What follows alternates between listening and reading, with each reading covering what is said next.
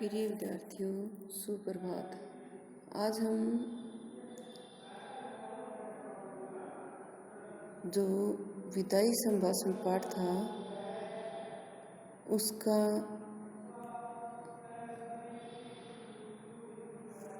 प्रश्न उत्तरों से संबंधित है वो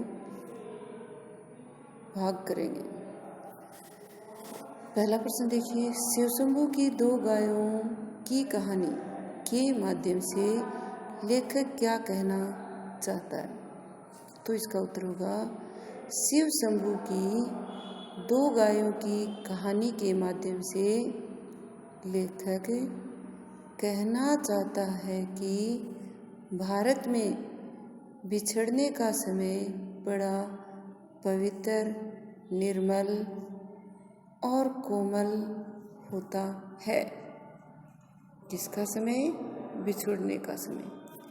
बिछड़ते समय वैर भाव भुलाकर सब शांत हो जाते हैं और स्वयं को दुख पहुंचाने वाले व्यक्ति के भी बिछुड़ने पर खुश होने की जगह उनके मन में दुख का ही भाव रहता है।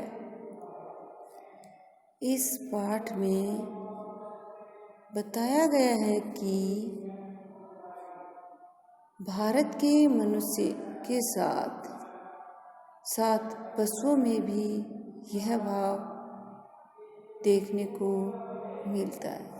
शिवशंभू की दो गाय थी, उसमें एक दूसरी दुर्बल गाय को सबल गाय थी वो सींग से मारती थी, लेकिन जब सबल गाय को बेचा गया तो दुर्बल गाय है वो दुखी होती है।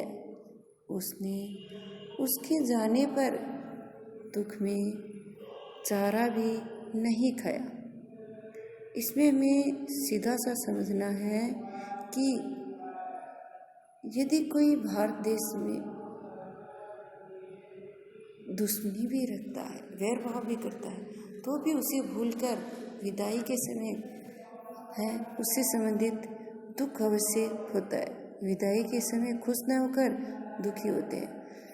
फिर दो गायों का उदाहरण देते हुए समझाया है कि एक शक्तिशाली गाय और एक कमजोर गाय है शिवशंभू के पास। शक्तिशाली गाय कमजोर गाय को हमेशा अपने सींगों से डराती या मारती थी, लेकिन जब उसे बेचा गया तो कमजोर गाय चारा नहीं खाती है और उसके लिए दुखी भी होती है। यह हमारा पहले प्रश्न का उत्तर हुआ। दूसरा देखिए, 8 करोड़ प्रजा के गिड़गिड़ाकर विच्छेद न करने की प्रार्थना पर आपने जरा भी ध्यान नहीं दिया। यहाँ किस ऐतिहासिक घटना की ओर संकेत किया गया है? तो देखिए, इसमें महत्वपूर्ण बात यही घटना से संबंधित पाठ है। तो यहाँ बंग भंग अर्थात बंगाल विभाजन की ऐतिहासिक घटना की ओर संकेत किया गया है। लॉर्ड कर्जन ने क्रांतिकारी घटनाओं को रोकने के लिए कूटनीति अपनाते हुए बंगाल का विभाजन कर दिया। पूर्वी और पश्चिमी बंगाल किस रूप में बांट दिए? एक भाग पूर्वी भाग, दूसरा पश्चिमी भाग। जनता ने बहुत विरोध किया और प्रार्थना की, परंतु लॉर्ड कर्जन ने अपनी जिद नहीं छोड़ी और यह जो पूर्वी भाग था वही बाद में बांग्लादेश कहलाया। इसलिए 8 करोड़ प्रजा ने बहुत गिड़गिड़ाकर अनुरोध किया था लॉर्ड कर्जन से कि उसका विभाजन न करें, लेकिन 1905 ईस्वी में बंगाल का विभाजन कर दिया गया था। इसलिए बताया। तीसरा प्रश्न, कर्जन को इस्तीफा क्यों देना पड़ा? तो इसके एक कारण नहीं है, देखिए कई कारण दिए गए। लॉर्ड कर्जन को निम्नलिखित कारणों की वजह से इस्तीफा देना पड़ा। निम्नलिखित मतलब हम इनका निम्न कारणों का वर्णन करेंगे। पहला, लॉर्ड कर्जन के बंग भंग के कारण भारतीय उनके विरुद्ध खड़े हो गए। लॉर्ड कर्जन ने जो बंगाल का विभाजन किया था, उसकी वजह से भारतीय बहुत दुखी हुए और वे उसके विरुद्ध खड़े हो गए थे। दूसरा देखिए, लॉर्ड कर्जन एक फौजी अफसर को अपनी इच्छा से पद पर रखना चाहते थे, पर ब्रिटिश सरकार ने उनकी बात नहीं मानी और उन्होंने गुस्से में इस्तीफा दे दिया। उन्हें लगा कि शायद उनके इस्तीफे की धमकी काम करेगी, लेकिन ब्रिटिश सरकार ने उनका इस्तीफा मंजूर कर लिया और इससे उनका भारी अपमान हुआ। फलस्वरूप उन्हें भारत छोड़कर जाना पड़ा। सीधा सा ही हम समझे इसे। पहला पॉइंट है कि उन्होंने बंग भंग किया, जिसकी वजह से भारतीय जो थे वो उनके विरोधी हो गए। दूसरा है, एक फौजी अफसर को वो अपनी इच्छा से पद देना चाहते थे, लेकिन ब्रिटिश सरकार ने वह मंजूर नहीं किया और उन्होंने फिर धमकी दी कि मैं यह पद छोड़ दूंगा, इस्तीफा दे दूंगा, जिसे ब्रिटिश सरकार ने स्वीकार कर लिया। इस प्रकार उन्हें इन दोनों घटनाओं की वजह से भारत छोड़कर जाना पड़ा। 4 का क्वेश्चन देखिए, विचारिए तो क्या शान आपकी इस देश में थी और अब क्या हो गई? कितने ऊंचे होकर आप कितने नीचे गिरे? इसका आशय स्पष्ट करना है। तो क्या होगा? लॉर्ड कर्जन को भारत में जितना मान सम्मान और जैसी शान शौकत भोगने को मिली, वैसी किसी अन्य शासक को नहीं मिली होगी। जितना उनको यहाँ मान सम्मान मिला, वैसा किसी अन्य शासक को शायद ही मिला होगा, अर्थात नहीं मिला। देश के सब रईसों ने इन्हें पहले सलाम किया और बादशाह के भाई को बाद में। जुलूस में इनका हाथी सबसे आगे और सबसे ऊंचा था। उसके किसके? हाथी के होदा, चंवर, छत्तर आदि सबसे बढ़ चढ़कर थे। इनके एक इशारे पर देश के धनी मानी लोग हाथ बांधे खड़े रहते थे। ईश्वर और महाराज एडवर्ड के बाद इस देश में इन्हीं का एक दर्जा था, परंतु इस्तीफा देने के बाद सब कुछ खत्म हो गया। इनकी सिफारिश पर एक आदमी भी नहीं रखा गया, जिसके कारण उनका वैभव नष्ट हो गया और उन्हें देश छोड़कर जाने का हुक्म मिला। अब देखिए 5वां प्रश्न, आपके और यहाँ के निवासियों के बीच कोई तीसरी शक्ति भी है? यहाँ तीसरी शक्ति किसे कहा गया? हमने पाठ पढ़ा तब ध्यान दिया कि यहाँ तीसरी शक्ति ईश्वर को कहा गया है, लेकिन हम यहाँ आपके और यहाँ के निवासियों के बीच कोई तीसरी शक्ति, लॉर्ड कर्जन और भारत के निवासियों के बीच, तो हम तीसरी शक्ति यहाँ ब्रिटिश सरकार वह न लिखकर हम तीसरी शक्ति लिखेंगे कि ईश्वर को बताया गया है, जिस पर ना तो लॉर्ड कर्जन का जोर चल सकता था और ना ही भारतीयों का। इसलिए वह शक्ति सर्वोच्च शक्ति होती है।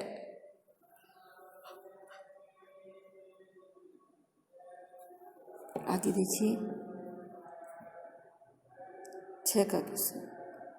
पाठ का यह अंश शिवशंभु के चिट्ठे से लिया गया।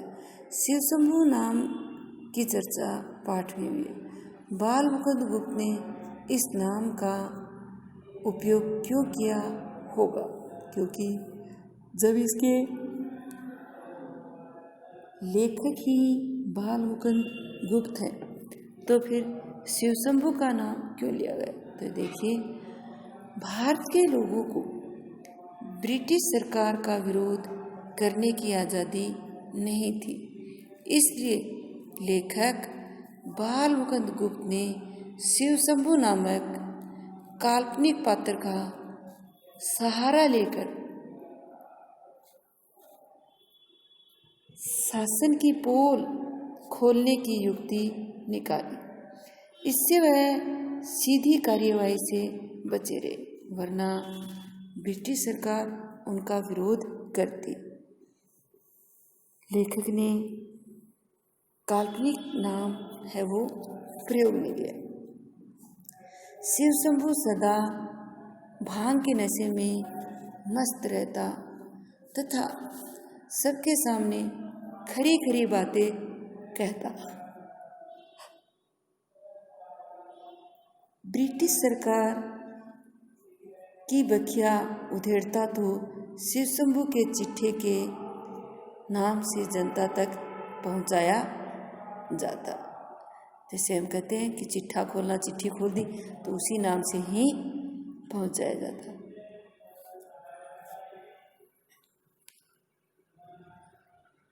क्वेश्चन नंबर 7 देखिए।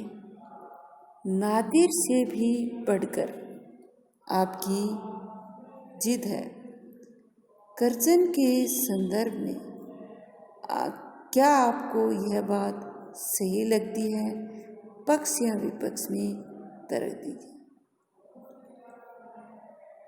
तो यहाँ हमने देखा कि क्वेश्चन में दिया हुआ है नादिर से भी बढ़कर आपकी जिद है, तो हमें इसी के अनुसार ही उत्तर बनाना। जी हाँ, हमें यह बात सही लगती है। नादिर शाह तानाशाह था।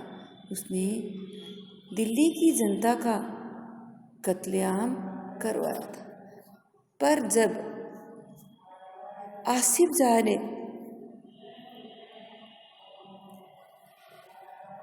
तलवार गले में लटकाकर प्रार्थना की तो कत्लेआम रोक दिया। लॉर्ड कर्जन ने बंगाल विभाजन किया। जनता ने बहुत प्रार्थना की, परंतु लॉर्ड कर्जन ने अपनी जिद नहीं छोड़ी। इस संदर्भ में कर्जन की जिद नादिर शाह से भी बड़ी है। आगे देखिए।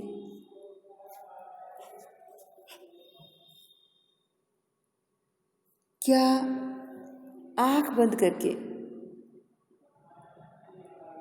मनमाने हुक्म चलाना और किसी की कुछ न सुनने का नाम ही शासन है?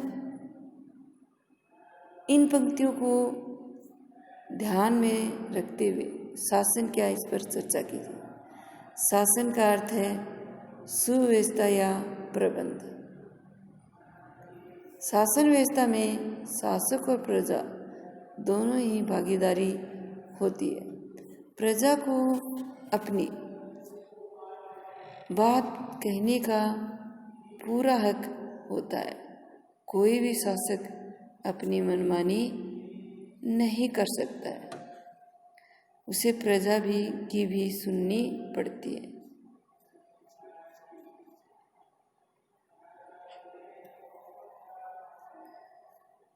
दूसरा हमें पाठ के अनुसार भी बताना पड़ेगा। पाठ में दिया गया है कि लॉर्ड कर्जन जनता पर अपना मनमाना हुक्म चलाता था, जनता की विनती को अनसुनी कर देता था। जो जनता के साथ अन्याय था, यह कृत्य एक अच्छे शासन की निशानी है।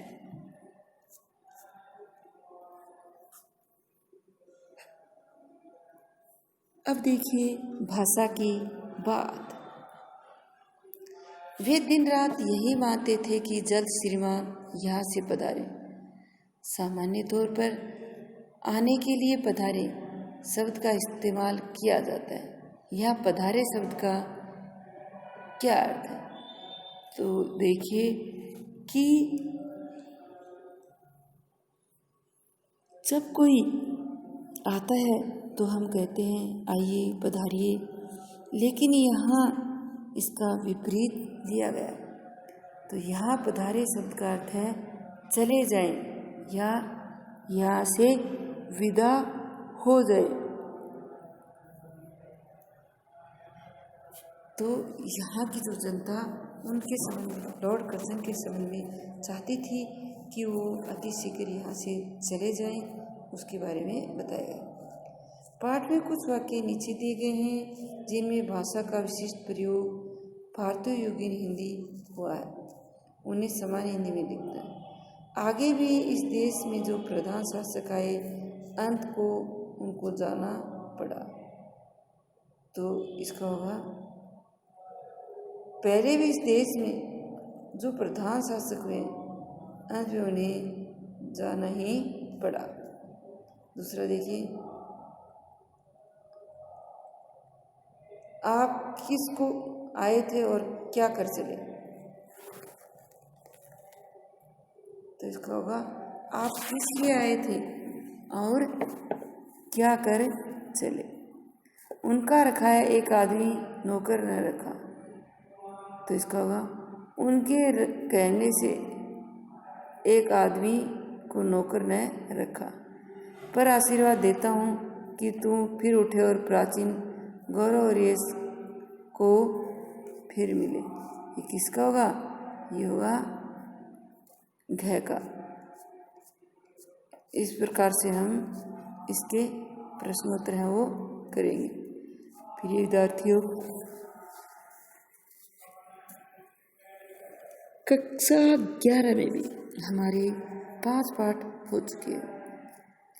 हिंदी माध्यम के विद्यार्थी अभी तक यह भी निश्चय नहीं कर सके हैं कि उन्हें कौन सा सब्जेक्ट लेना है। इसलिए जो भी सब्जेक्ट लेना है वह लें और अध्ययन शुरू करें।